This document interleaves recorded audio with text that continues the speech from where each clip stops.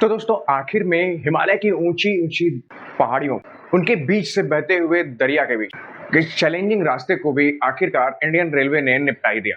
भारत को मिल चुका है अपना USBRL Udhampur Srinagar Baramulla rail link project complete form में, जिसका उद्घाटन अभी हाल ही में नरेंद्र मोदी जी ने किया है। दोस्तों ये चैलेंजिंग 272 किलोमीटर का जो रेलवे प्रोजेक्ट है, 119 किलोमीटर तो केवल आप टनल में चलेंगे। टनल से आप बाहर निकलेंगे, आपको फिर खाई मिलेगी, उस पर ब्रिज बनाए गए हैं। तीन टनल तो 11-11 किलोमीटर के हैं।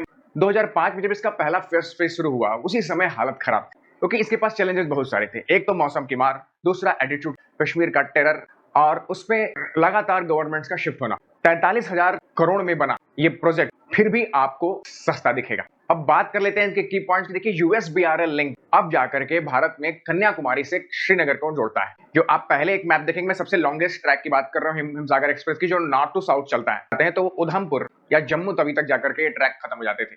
उसके बाद फिर एक स्मॉल सा ट्रैक बारामूला से श्रीनगर के लिए जाता था। लेकिन अब जो USBRL का जो लिंक है, जो कटरा से आपका श्रीनगर का चैलेंजिंग जो एरिया है, इसको कंप्लीट करने के क्रम में इंडियन रेलवे ने कई सारे कीर्तिमान स्थापित कर डाले, जिसमें सबसे पहला है आपका दुनिया का सबसे ऊंचा रेलवे पुल चिनाब ब्रिज। जो इसका हाईएस्ट आपको पॉइंट मिलता है वो 359 मीटर का है। सबसे बड़ी बात चिनाब ब्रिज में ये है कि ये 120 साल तक एज इट इज खड़ा रह सकता है और इसमें ब्लास्ट प्रूफ टेक्निक्स का इस्तेमाल किया गया है। साथ ही जो स्टील लगाया गया है, इसको बार बार पेंट करने की भी आवश्यकता नहीं है। इस चिनाब ब्रिज का ये आर्क ब्रिज बनाने के पीछे रीजन क्या था कि चिनाब के फ्लो को कोई बैरियर ना मिले, कहीं से भी चिनाब का फ्लो रुके ना।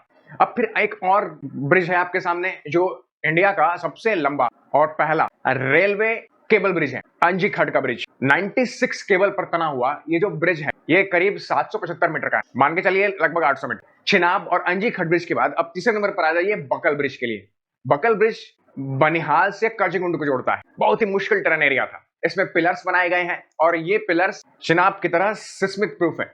आ जाइए टनल्स पर। T50 टनल अप्रोक्सीमेटली 13 किलोमीटर लंबा है। ये पूरे पीर पंजाल रेंज को छीलते हुए जा रहा है। अंदर CCTV कैमरेज लगाए गए हैं और इसके साथ ही स्केप टनल भी बनाई गई है।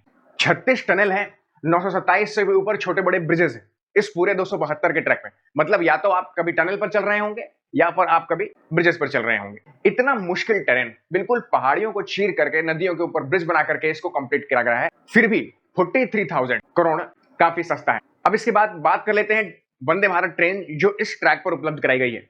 वैष्णो देवी कटरा से और श्रीनगर के बीच में 2 वंदे भारत ट्रेनें प्रोवाइड की गई है इंडियन रेलवे को, एक अप और एक डाउन। दोनों के 2 रूट है आने और जाने के। ये वंदे भारत ट्रेन भी स्पेशल ट्रेन है। इनके अंदर लगी हुई है हीटिंग मैकेनिज्म। -20 डिग्री सेंटीग्रेड पर भी ये आराम से ऑपरेट कर सकते हैं और अंदर जहां पर अदर वंदे भारत ट्रेन में एसी का इस्तेमाल किया है, कूलिंग कंडीशन है, यहाँ पर कूलिंग और हीटिंग दोनों मैकेनिज्म आपको मिलता है। इस पूरे रेलवे ट्रैक के ऊपर हर जगह पर सिस्मिक प्रूफ प्लेट्स लगाई गई है, जो पूरे ट्रैक को ब्लास्ट प्रूफ और अर्थक्वेक प्रूफ भी बनाता है।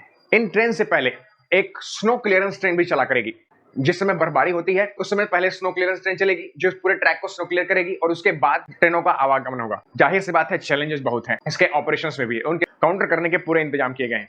अब सही मायनों में भारत की रेल से पूरा कश्मीर लिंक्ड है। टूरिज्म हो, ट्रेड हो, कम्युनिकेशन हो, ये सब कुछ बढ़ने वाला है। हम और आप में से कई लोगों ने वैष्णो देवी तक की यात्रा जरूर की हो। मात्र 3 घंटे में आप वैष्णो देवी से श्रीनगर आराम से पहुंच सकते हैं और फिर इसी ट्रेन से श्रीनगर से वापस वैष्णो देवी आ सकते हैं। एक बार फिर से भारतीय इंजीनियर्स ने दिखा दिया है कि अगर उन्हें रिसोर्सेस कम भी प्रोवाइड कराए जाए, एक ऐसा माहौल दिया जाए इसमें वो काम कर सकते हैं, तो वो ऐसे इंजीनियरिंग मॉडल बना करके देंगे जो विश्व में भारत के लिए एक नया कीर्तिमान स्थापित करेगा।